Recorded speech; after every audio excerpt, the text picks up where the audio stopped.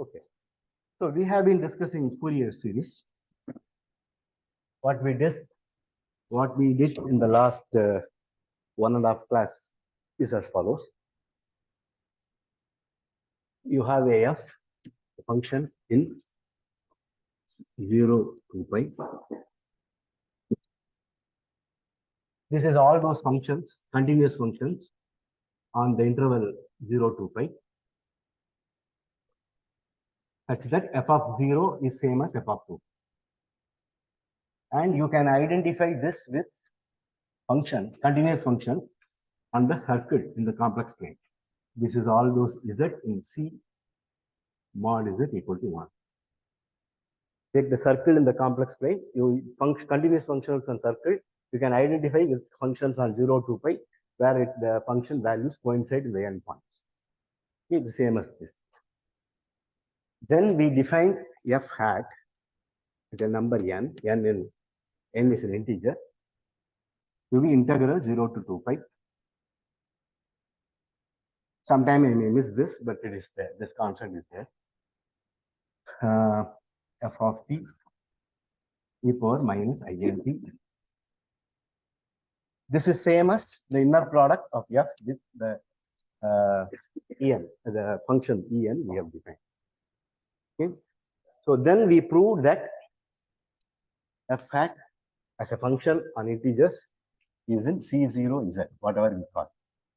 This is all those bounded functions, all those functions from z to complex plane, such that mod of f of, I mean, maybe f hat I will use, okay, f hat and n is bounded less than infinity, and f hat n goes to 0 as mod n goes to infinity. We proved this. And this is something clear, right? I mean, maybe we didn't prove it, but it's clear. You can notice f hat n, if we consider the modulus of this is equal to modulus of integral 0 to 2 pi f of t e power minus nt dt. This is, of course, less than or equal to integral 0 to 2 pi mod f of t. This is the L1 norm. If you want to call, this is the norm F1. This is notation, norm F1.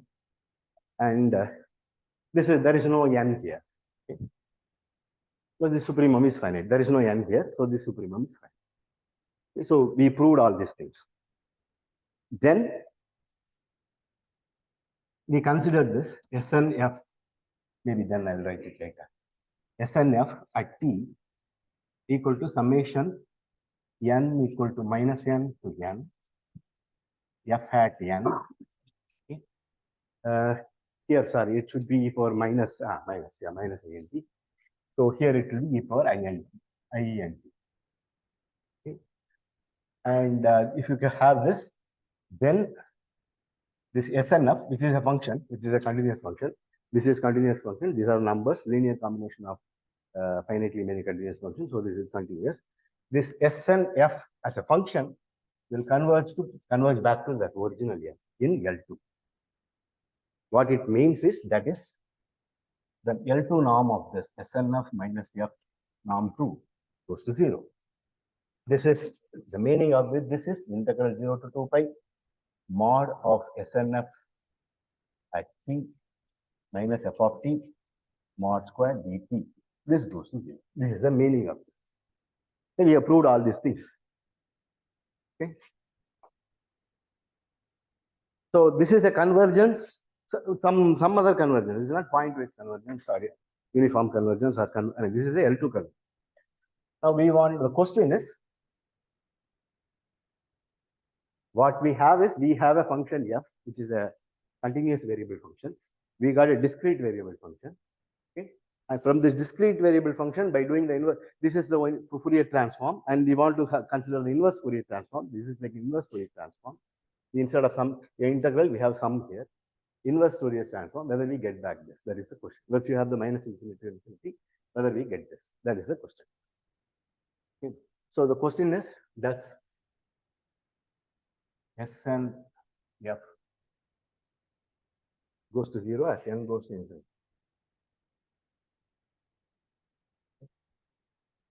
Sn f close to f of t pointwise? Is the question. And the answer is no. That is what we want to discuss in this.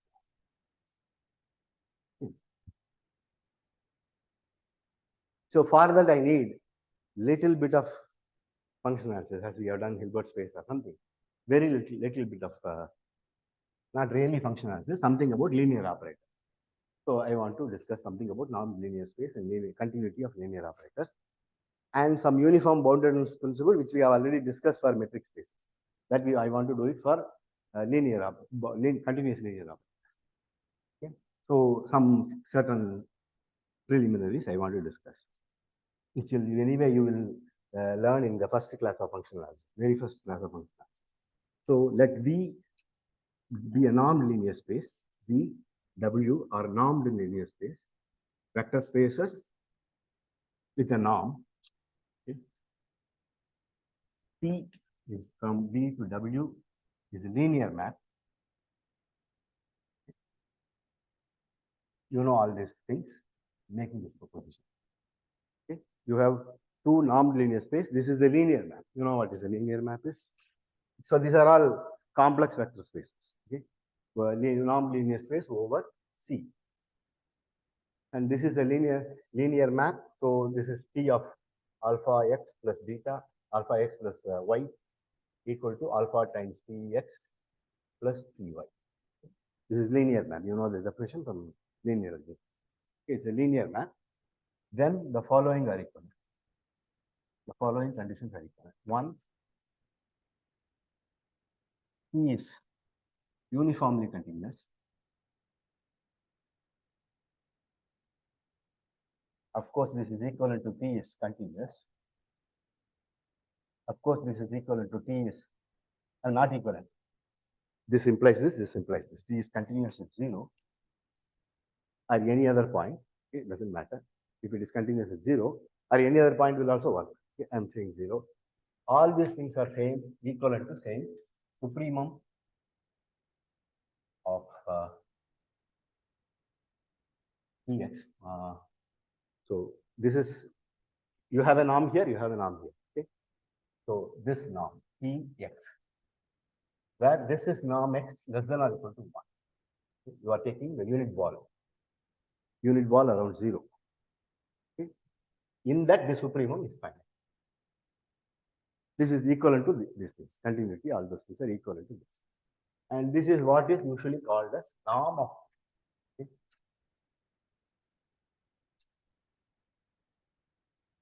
Or I will write, I mean, it's clear, no? This is the definition of norm of. This supremum is what is called norm of. Okay. So proof. So we have a linear map and it is uniformly continuous, of course, implies continuity, and all those things are 1 implies 2 implies 3 are all are clear. 3 implies 4, we have to prove. So T is continuous at 0. We have to prove that this supremum is finite. That's what we have. Suppose not. Suppose supremum norm Tx, norm x less than or equal to 1 is infinity. Okay. By the definition of supremum, this means there exists xn in V with norm xn less than or equal to 1, okay, such that this thing goes to infinity, such that T of xn is greater than or equal to n.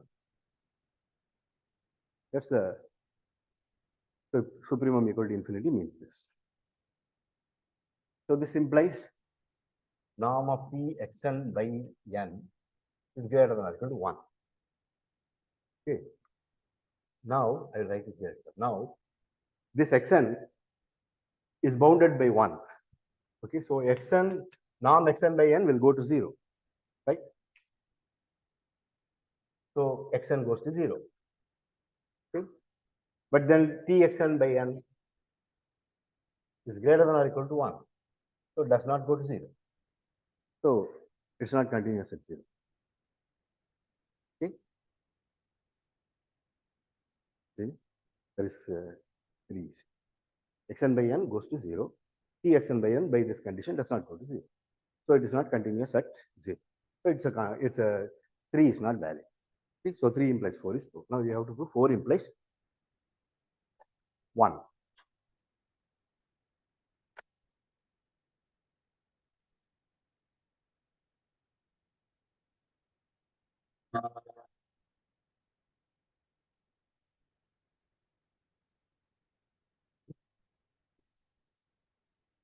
Tx,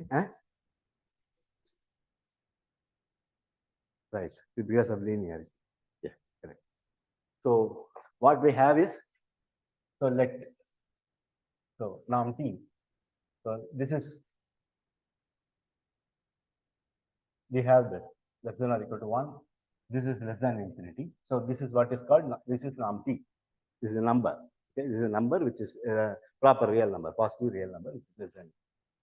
Then we have this norm Tx is less than or equal to norm T for all norm x less than or equal to 1. Yes, I mean, I'm just rewriting it. But then x by norm x has norm 1, right? 1.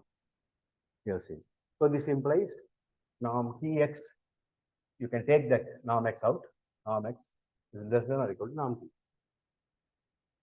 This implies norm Tx is less than or equal to norm T times norm x. But then Tx minus Ty is equal to Tx minus y. Because it's linear, here we are using the linearity, which is less than or equal to norm T times norm x minus y.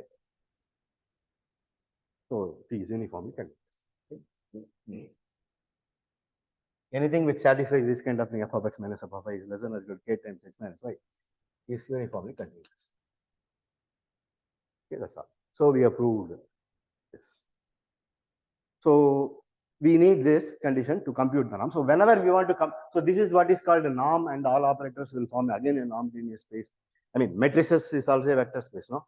Matrices are operators from Rn to Rm or Cn to Cm. Okay, they are also operators. Like, and that's also a vector space. Okay. So a norm of a matrix you can consider in this way, but in finite dimension, this will be always finite, and you can, I mean, this will be the maximum of the on the basis. You can choose a basis, orthonormal basis, and compute that. So with respect to this, that will be a non-linear space that's complete if the range is complete. All there are many things which are all you will see later.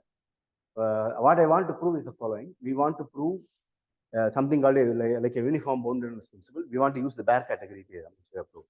So this is the theorem we want. This is not actually the statement of uniform boundedness principle. See, we proved a uniform boundedness principle in the class for metric spaces. Then I asked a certain different variation of it, complementary version or in the exam. Right? It's the same proof will work, but you have to consider take complements and work with that. Okay, so it's the same thing. Okay, like that there is a uniform boundedness principle. This is a complementary version of it. You have to work with complement to get this. Use the bare category theorem in the same way, but this is not the uniform boundedness principle in functional axis. There are 3 basic theorems in functional axis for Banach spaces. This is one among them. This is not one among them. There is one among the uniform boundedness principle is Banach-Steiner's theorem or something. This is a complement. You have to take complementary version of it. Okay? So this is, you will not see this theorem usually.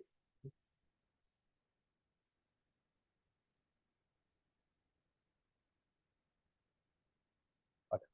So here I need X to be a Banach space, means so yes, you get used to this notion. Means X is a complete. It's just complete. That's all. Okay, complete normed linear space. It's a normed linear space which is complete. That's all. So we can use it, and Tn from X to Y sequence of, you can take any family with work that Fourier sequences will do for our purpose. The sequence of so any such map satisfying this condition is called a bounded linear map.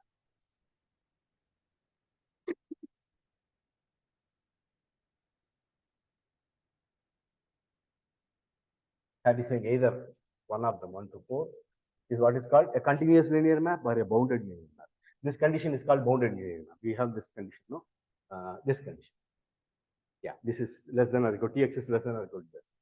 This condition is what called boundedness. This is not bounded. A linear map will never be bounded. As a function, it's not bounded. Okay? You can multiply by anything, you can take it out and you can get anywhere. It's not bounded. But this is a bounded, as a bounded linear map means this, it satisfies this condition. That this is bounded on bounded sets. On the unit bar, it's bounded. On any bounded set, it will be bounded. You can just multiply by m and you will. So this is what is called a bounded linear map. Bounded linear map. Tn is a sequence of bounded linear maps, all continuous linear maps. Okay? It's continuous, that's what we need. And suppose, and such that supremum of norm Tn. So all Tn's are numbers. Okay? I mean, this Tn exists, norm Tn exists, which is a supremum. That exists. Okay? But this supremum over n is infinite. This is the condition of the theorem. The condition of the theorem is you have x is a complete non-linear space. Y can be anything, doesn't matter. Y is just a non-linear space. Okay. Then each Tn is continuous. That's a bounded linear map in that sense. But the supremum of this norm Tn is infinity. Okay. In n, it is infinity. Supremum is infinity. Then this is the uniform bounded responsible. Then this set x in x such that norm Tnx, this supremum of each point-wise supremum. Okay. This is not the supremum of that. This is a weaker statement. Supremum over n equal to infinity is a dense G delta set.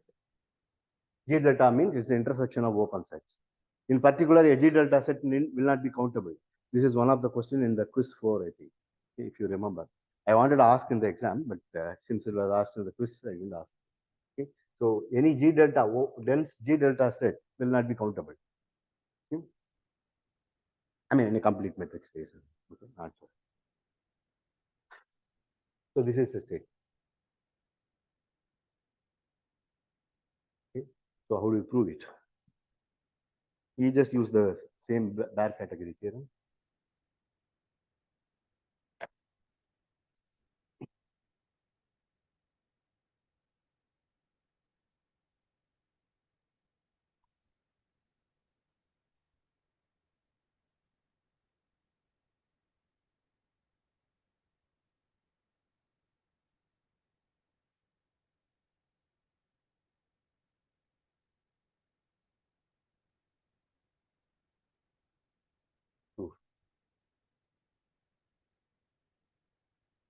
Consider this set as usual, an equal to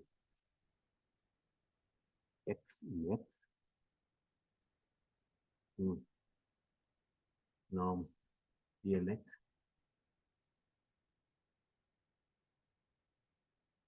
I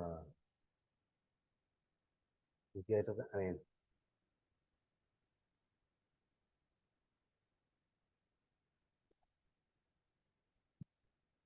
for all n. Here, this is for all n, and that is this. Okay. Or you can use AK or something. Okay. Then that set, whatever we want to talk about, that set, what is that set? X in x, that's that supremum, that's supremum of this norm Tnx equal to infinity, equal to intersection of an. Right? You should, huh? What is that? For it to be open. Yeah. When I talk about that, I would have changed anyway. Yeah. Right. So we want to prove this intersection is this, right? So if we want to prove that this intersection is a dense G delta, it's a intersection of open set. So all these, so we have to, all we need to prove an is open and dense. If we prove this, then Bayes theorem will imply the result. Okay. Yeah.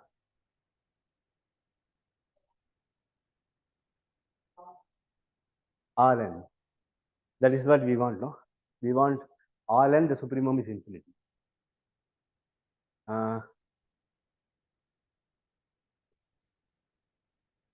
All right. Wait. No. Where the Rn? Here. Tnx is greater than n for some n, right? Yeah. For some n. So, correct, you are right. I mean, when I take the complement, the all will come. For some n. Yeah, you are right. Right. I mean, the proof in mind is the complement. So that is why I put the yeah. So when you take the complement, it will be Rn, right? Yeah. So from that it will solve. Yeah, for some n. Right. So we want to prove that An is open and dense. If open is clear, we have to prove it's dense. Okay. Further, it's enough to prove. So all we need to prove is enough to prove An complement is nowhere dense. That's enough. That is, it does not contain any open ball. That is, that does not exist a B X naught R contained in An complement. That's what we want to prove. Okay. Suppose if it contains, then we have to contradict that condition. We haven't used that condition. We have a condition, some infinity condition. We have to contradict that condition. So suppose there exists a B X naught or contained in An complement. An complement is for all n is less than or equal to x, right? Yeah. B X naught R is contained in this. Then suppose there is something. This is equal to X naught plus B0 R, right? Okay. So now if X is in B0R, some X is in B0R, the open ball around 0 at R, okay, then Tnx. So let me write the condition. Okay, one second. An, what does it mean by something is in An complement? That means Tnx is less than or equal to n for all n. Okay. So let me write that first. If X is in An complement, then Tnx is less than or equal to n for all n. Now this ball X naught plus B0R is contained in that. Okay. In particular, X naught is also there. And for any X in maybe Y, I call it Y. Okay. Now for X in B0R, okay.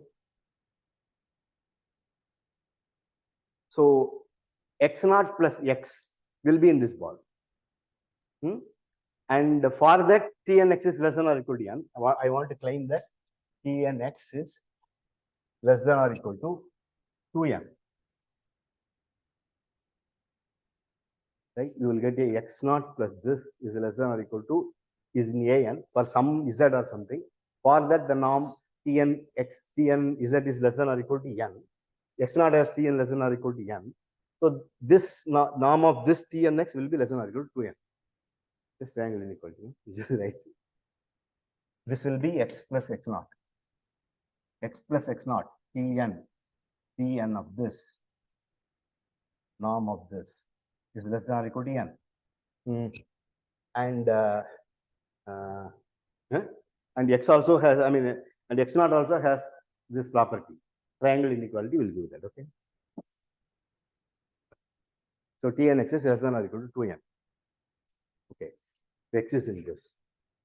So to get rid of, so from this, what do you want to do?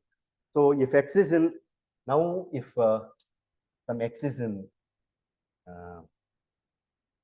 X, so some Z is in B01, then RZ is in B0R, right?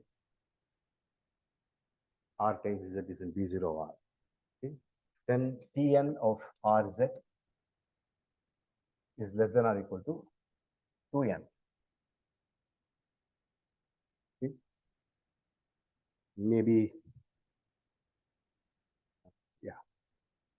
So RZ maybe, RZ is, if z is in norm z is less than or equal to 1, then rz is in r by 2 at least. Norm z is less than or equal to this, then rz is less than 2r or something. I mean, it's open and there is some problem, open and close. So because of that, I'm taking. So all these things will imply that Tn of, I mean, all I get is Tn of z is Tn of z is less than or equal to some 4n by r for all n. This implies, I mean, supremum of norm Tn will be less than that 4n, right? It doesn't matter I mean, I might not have written the constant factory. Doesn't matter. All these things imply that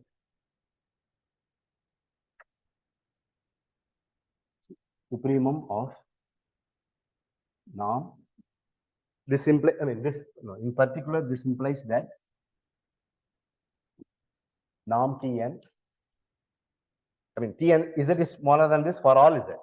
Okay. So norm Tn is less than or equal to 4n by r. Here there is no small n. This is for all n in n. Okay. Here there is no small n. This implies norm Tn supremum is less than infinity, which is a contradiction. Okay. This is a contradiction. So it cannot contain, the assumption was this contains an open ball. This cannot contain an open ball. So that has to be no variance. From that, everything follows. Okay. So the theorem is proved. So this is the theorem we want to use. If supremum, this is equal to infinity, then this set is dense G delta. That's what we want to use. Okay. So what do we want to prove with that? We want to prove that if you take a function, I mean, there are functions. We just want to prove the existence theorem. There are functions. If you take the Fourier transform and get this partial sum, get back that diverges at some point. For say G delta set in whatever that's C0 continuous. So for that, so let us come back to our Fourier analysis. So you take a f in this C0 0 to pi. Okay. Then we define that f at n, and f at n is equal to integral 0 to 2 pi 1 by 2 pi of t e power minus I n t dt. Then we computed last time SNF at t equal to integral 0 to 2 pi, that is a 1 by 2 pi, I think, 1 by 2 pi, and this n is here, dn of this t, so t minus s, f of s, ds. If you remember, we computed it, where this dn t is equal to sine n plus half t divided by sine t by 2. We did this computation. This is an easy computation. Okay. So, in particular, I mean, here we have dn t minus. This is what is called convolution. We'll come back to that.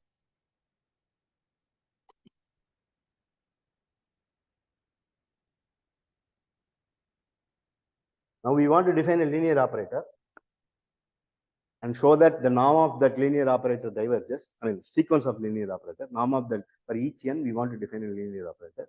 The norm of that linear operator will diverge. So there will exist some point where, I mean, there will exist this function, G delta set of functions where that diverges. See, the evaluating a function at a point is also a linear operator, linear function. If you have a continuous function, this is going to f of t, this is linear. So the linear function here is the following. I mean, if you have two non-linear space, then it's called a linear operator between them is called usually linear operator. But if it is the range is complex number or real number, we say it's a functional. Okay, so this is a linear functional. You have a f here, then f going to f hat is linear in a sense. That's also a vector space, and this s and f is also linear because you are just summing. F going to f hat is just an integral. Integral is linear. You can take the constant out. sum out and all that. That is linear. So SNF is also linear, and SNF at a point 0 or something. This is a number. This is a linear operator from the continuous functions to complex numbers. Okay? And this is a linear operator. This is the sequence of for each n. This is the sequence of linear operator for which we want to apply that. I will come back to this again. So before that, I want to prove a lemma, some functional lemma.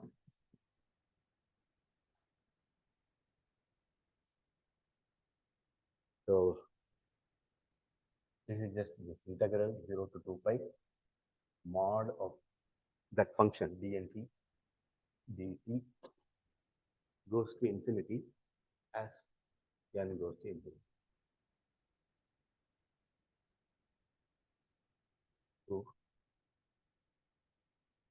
So that whatever that is equal to sine of integral 0 to 2 pi.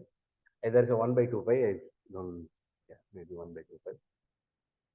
Sine of n plus of t by sine t by 2, sine t by 2, okay, dt. This is greater than or equal to sine is, of course, 0 to 2 pi.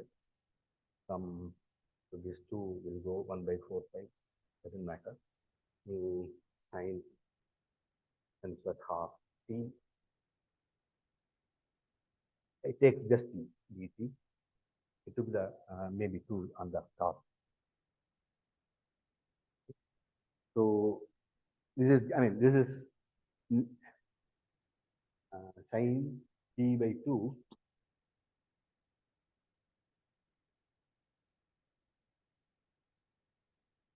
t minus sine t by 2 is greater than 0, no?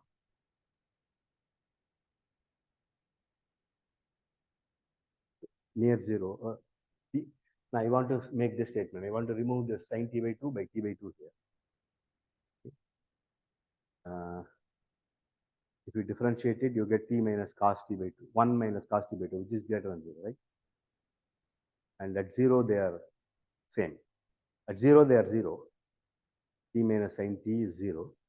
And if you differentiate it, it's 1 minus cos t. Okay, so good. There's no positive sign. 1 minus cos t is greater than 0. So this is I by t. Okay. So now I do the change of variable. So actually, I don't need 2 pi. I put the delta. Okay. Then it is easier. I don't even take. I just use delta. Near 0, this goes to even here. You can put 2 pi if you want, but that's a smaller integral. That's a bigger integral. For the smaller integral itself, it goes to 0 to delta. Okay. So near 0 is certainly true. And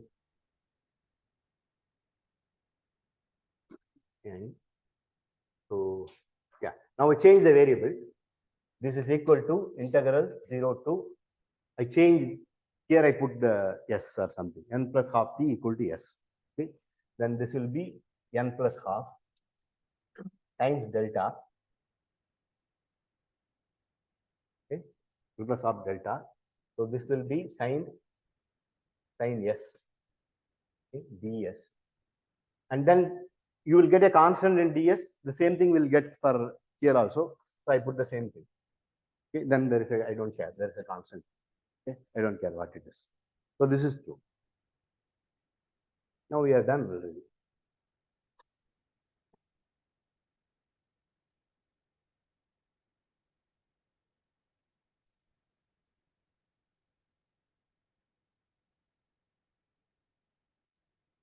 This mod. Everywhere there is a mod. So now this is greater than or equal to, I mean, this is n plus half delta. We want to consider for a big n. Okay. So it doesn't matter. I take 0 to some n pi. Okay. I mean, n plus half delta will be big. So I take it up to some n pi. Okay. Sine, and where n is something big. Okay. As that n goes to infinity, this will n and also go to infinity. Okay. Sine s ds by s or something. So that is greater than or equal, that is equal to summation n equal to k equal to 1 to n n minus k minus 1 pi to k pi. The same thing, I'm just writing it like this. Sin s by s, okay, ds. Okay.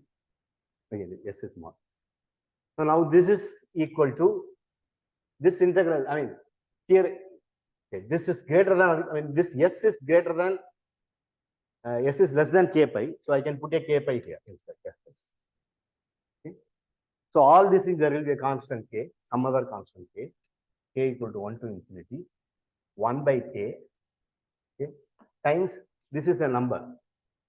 I mean, this k minus 1 pi to k pi, it's the same thing of sin s ds. Okay.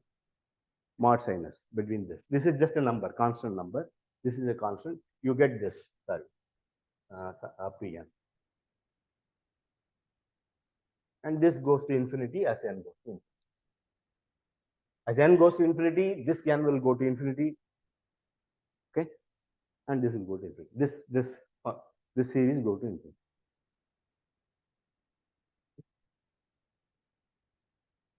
If you are convinced, do it yourself. Okay.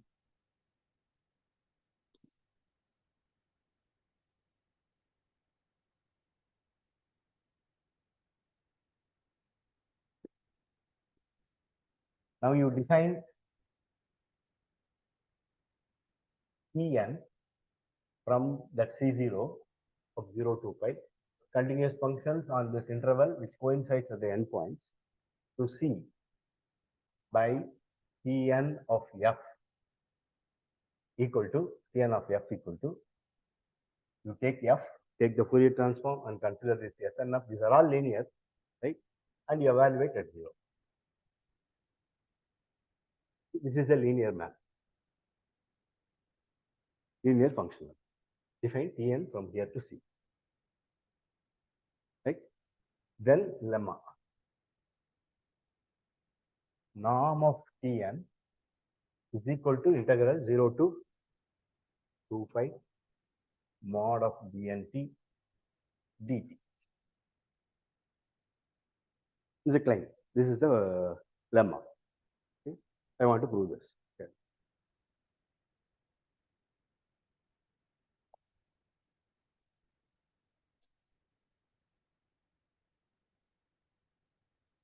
So just remember, recall the definition of the norm. Okay. And let me write it here. The definition of the norm. I mean, we want to calculate for each n, norm of Tn for each n. If we have a single operator T, then the norm of T, I will erase this, is equal to supremum of norm Tx. Here it lands in complex number, so I can talk about modulus. Okay. Supremum of this is supremum of this with norm x less than or equal to 1. To prove that this is equal to this, how usually we do is, you take any x, arbitrary x, such that norm x is equal to 1. Then prove that mod of Tx is less than or equal to that number. This is some number k. You want to prove that, I mean, usually how to compute the norm is, the one procedure to compute the norm is, for any norm x less than or equal to 1, you prove that this is less than or equal to k. Then the supremum is also less than or equal to k. Then you produce a x such that this is equal to k, or for each epsilon, produce something which is greater than k minus epsilon. That's what you will do. Okay?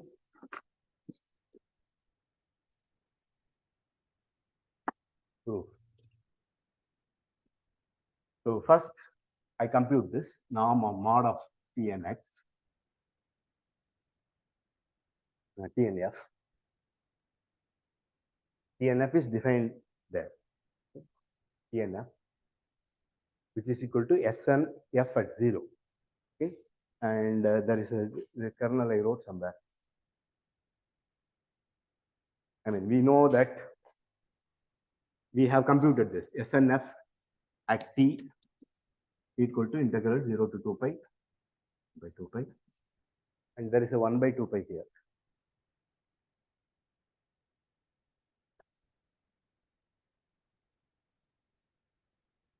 So we computed this. This is equal to dn of t minus s ds, right? F of s dn. So when t equals 0, we want to compute. So this will be dn of minus s, but Tn is symmetric, so this is just Tns. Okay. So dns at f of s dn. So norm Tn is equal to, let me write it again, it is equal to Sn f at 0 mod of this, which is equal to integral 0 to 2 pi 1 by 2 pi dn dn at s f of s ds, right? So we want to talk about this mod of this. This is less than or equal to, if you have some function, you can take this is bounded function. If the supremum, you can take it out. Okay. So this is less than or equal to norm f infinity times integral 1 by 2 pi integral 0 to 2 pi mod dn s ds. Okay. This is a number. This is f infinity is a norm in that C. Okay. So we have this. This is a number. You call the k or something. Okay. Then Tnf is less than or equal to this number k times norm f infinity.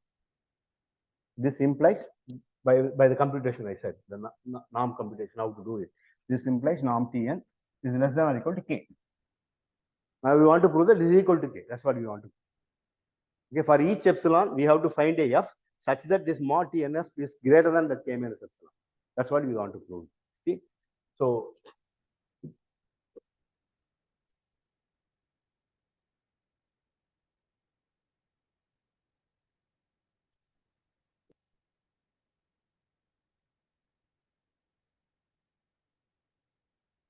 let epsilon greater than 0.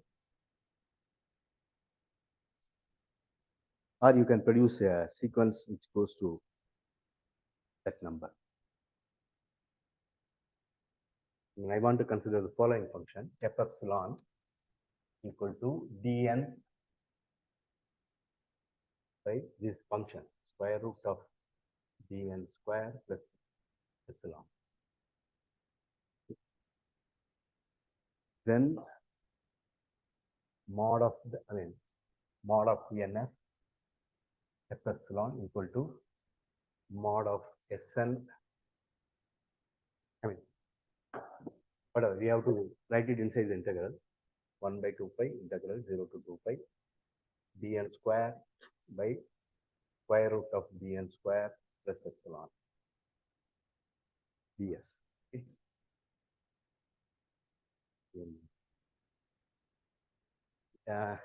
Here I want to use, see, usually if you have uniform convergence, you can take the limit inside. Okay. But there is something called dominated convergence theorem, which you will learn later. So I will take it for granted. I don't want to prove that, go into that. So that says the following. If we have some function, f1 converges to f, f1t converges to f of t, pointwise. And mod f1t, and mod f of t, these are all less than or equal to some g of t. Okay. Where that g of t, of course it's positive, that integral g of t dt is less than infinity. That is integrable. That's a nice function. Then you can take the integral limit.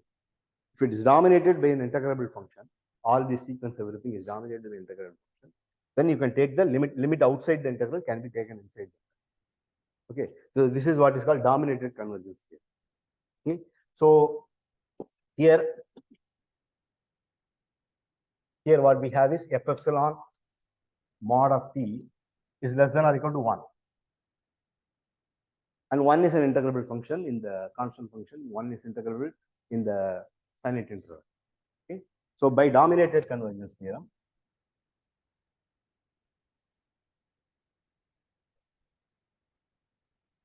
I take it for granted. Okay. So you will learn it in measure theory course. Okay. Limit epsilon going to 0 of integral of whatever we have, Tn f epsilon will go to integral 0 to 2 pi dnt dt mod of this 1 by 2 pi. I mean, I have this function. This is equal to this function. You can take the limit inside, epsilon inside. Epsilon going to 0 means this will become dn square. And if you take the square root, you get mod dn. And mod dn, you get mod dn. Okay. So I can take the limit inside. If I may take the epsilon going to 0. That's all. Okay. So from that, it follows. So this says that for each epsilon, there is something very strictly less than this. So this implies, let me state the result.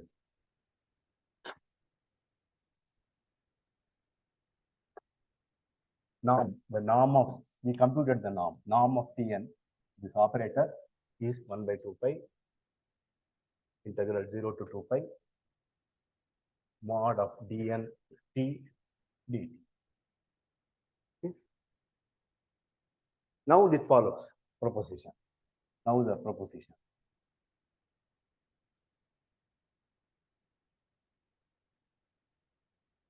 There exists a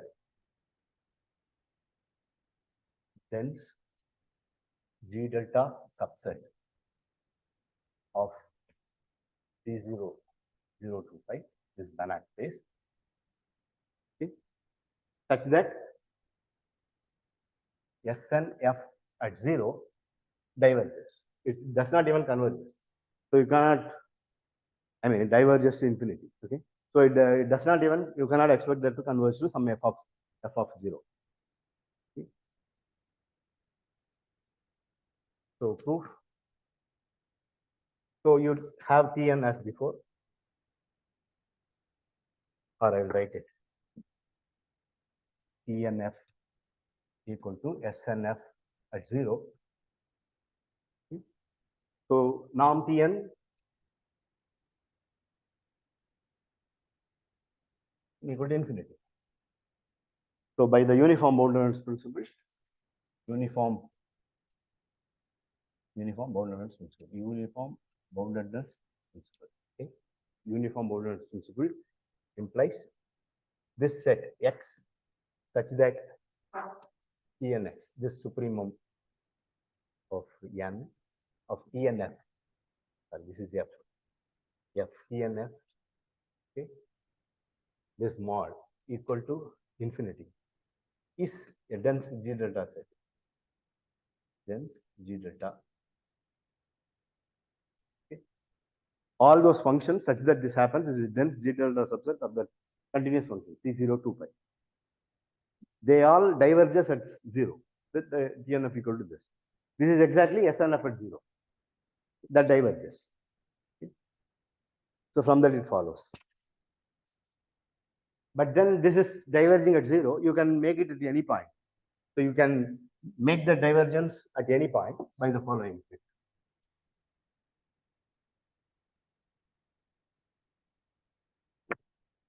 So this is happens for, it's not just for, it's a dense subset. This Fourier series does not converge. The question is, if you have a function and you define the Fourier series, well, from the Fourier series by using the inverse Fourier transform, can we get back that function? But then this, for a dense subset of this will not happen. Dense subset of this Banach space, this non-linear space, this does not happen. Dense G delta subset, so it's an uncountable set.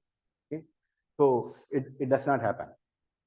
But you can make this divergence at any point. This happens at 0. You can make it at any point. So if we have a in 0 to pi, okay, for f in C0, 0 to pi, define fa equal to, just shift it, fa at x equal to f of x plus a. But remember, this is the shift in the circle. If you have 0 to pi, you add a, it will come back here. Okay. F of x plus a is here. If it is less than 2 pi, it is x plus a. If it is greater than 2 pi, it is that minus 2 pi. Okay. Or you take it in the circle. This is clear, no? Everybody. Then this will have, this will be again the same. I mean, f of 0 is same as f of 2 pi again, right? Because it will come back here.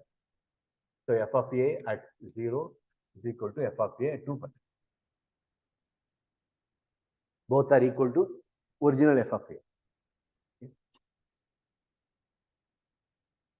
Now, if divergence happens for that, then FA hat at n equal to just compute integral 0 to 2 pi FA t e power minus int dt. Then this is just f of t plus a. Okay, that is just you can change a variable. That will give you integral 0 to 2 pi f of t e power minus int minus iat, right? Okay, so e power iat you get it outside. So this is equal to e power minus iat f hat at n. So if you have the sum there, you will get a minus there. Huh? I, no? Yeah. Yeah, because you are changing it. Yeah, sir. Yeah. I was getting a confusion. So yeah, it's IAT and in the and the SNF will also get shifted by IA, by A. Huh? IA, IANT. No, IAT. Why N is coming? IANT, correct. IANT.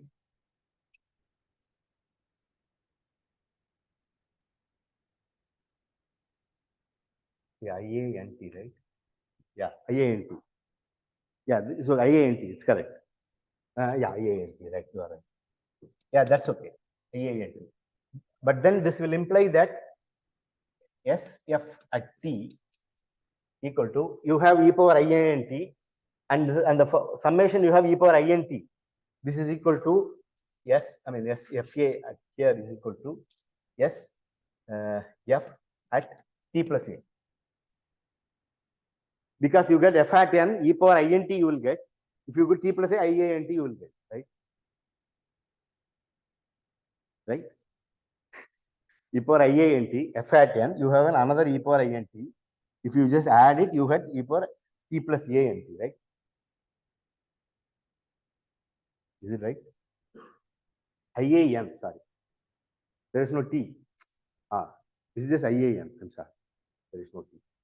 Now it works. Anyway, you compute it. I am saying that if you shift it by that, then the divergence will happen at A. Same, if you apply for this FA, you will get divergence. Divergence will happen for that. That's all. So you have enough function where the divergence, given any point, you have a G delta, dense G delta set where it diverges. I mean, the Fourier series diverges at that point. Okay. So we have many things more to say. We'll see it in the next class.